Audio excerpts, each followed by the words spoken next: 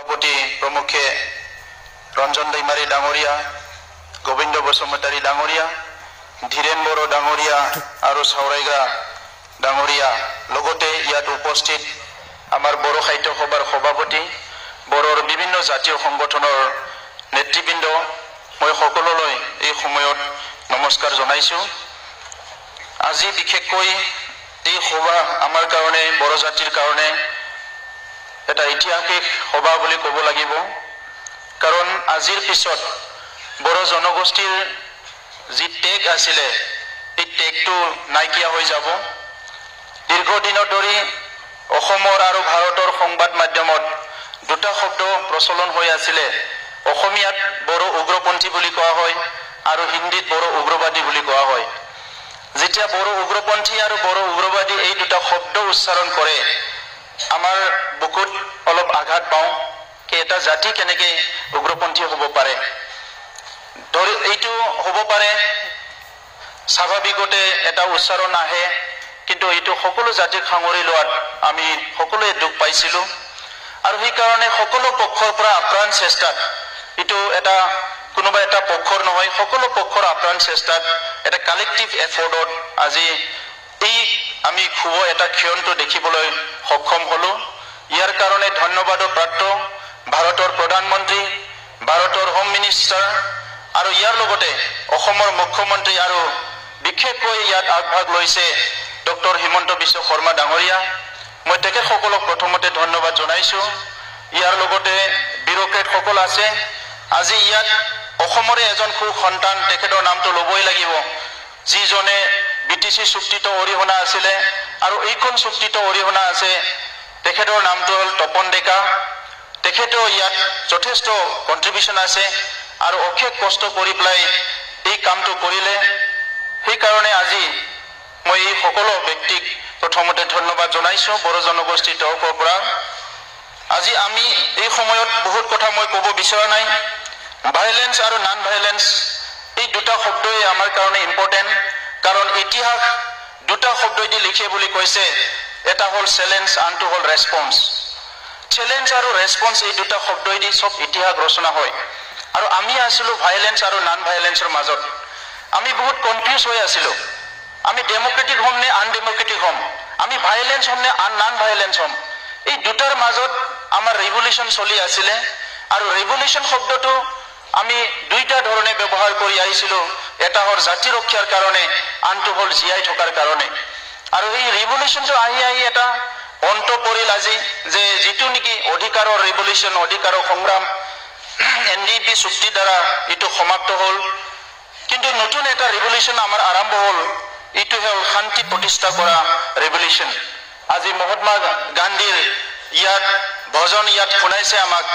মহাত্মা গান্ধী ডাঙৰীয়াৰ যিবিলাক ভজন আছিলে, সেইটো মানৱতাক লৈ পেলাই গোৱা ভজন আছিলে।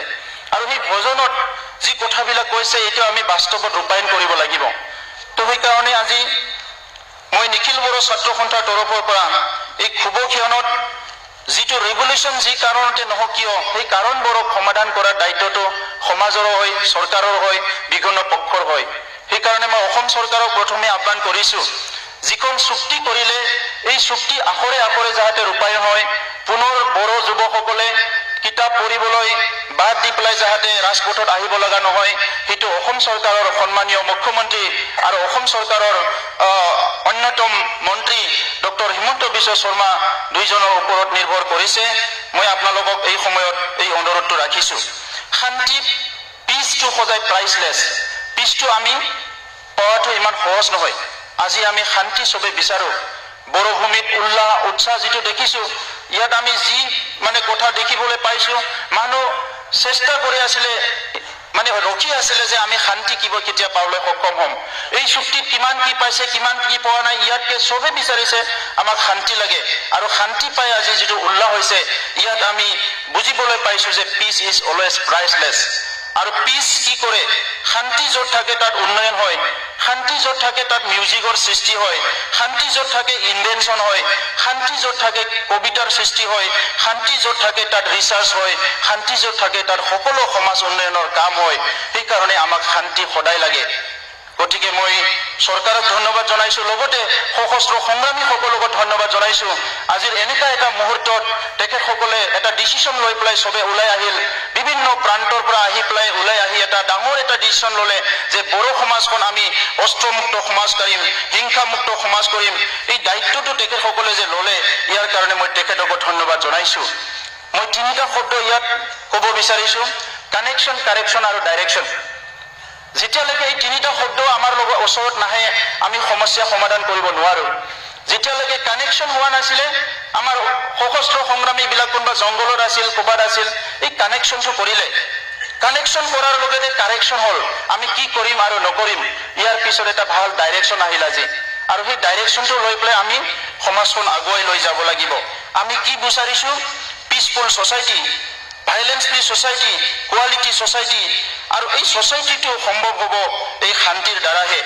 গতিকে সদশেষত মই আপোনালোকক আহ্বান কৰিছো যে আজি যিটো শান্তি চুক্তি হ'ল, এই শান্তি চুক্তিটো এটা নতুন দিগান্ত আৰম্ভ হওক, য'ত আমি জাতি জনগোষ্ঠী মিলি পেলাই একেলগে থাকিব পাৰোঁ। বড়োসকলৰ প্ৰতি আৰু বহুত বদনাম আছে, বড়োসকলৰ প্ৰতি আৰু বহুত বেয়া নাম আছে। এই বেয়া নামবিলাক আমি একেলগে গুচাব লাগিব। সংগ্ৰামৰ সময়ত কাৰোবাক বেয়া ব্যৱহাৰ দেখাব পাৰে, কাৰোবাক খং কৰিব পাৰে, কোনোবা ধন দাবী কৰিব পাৰে, বিভিন্ন সমস্যা হৈছে। এই সমস্যাবিলাক সকলো পাহৰি যাই পেলাই আজিৰ পৰা যাতে শান্তি প্ৰতিষ্ঠা কৰাৰ কাৰণে সকলো আগবাঢ়ি আহে। আৰু সেই যুৱকসকলে অহাকালি ঘৰলৈ ঘূৰি যাব, এটা স্বাভাৱিক জীৱন পাব। মই চৰকাৰক আহ্বান কৰিছো, হাগ্ৰামা মহিলা ডাঙৰীয়া আহ্বান কৰাৰ নিচিনা যিখিনি কেছ আছে সেইটো যাতে কনচিডাৰ কৰে আৰু নতুন এটা পৰিৱেশ যাতে সৃষ্টি কৰাত সহায় কৰে। ইয়াৰ কাৰণে মই সকলোকে ধন্যবাদ জনাই মোৰ বক্তব্য সামৰিছো। ধন্যবাদ।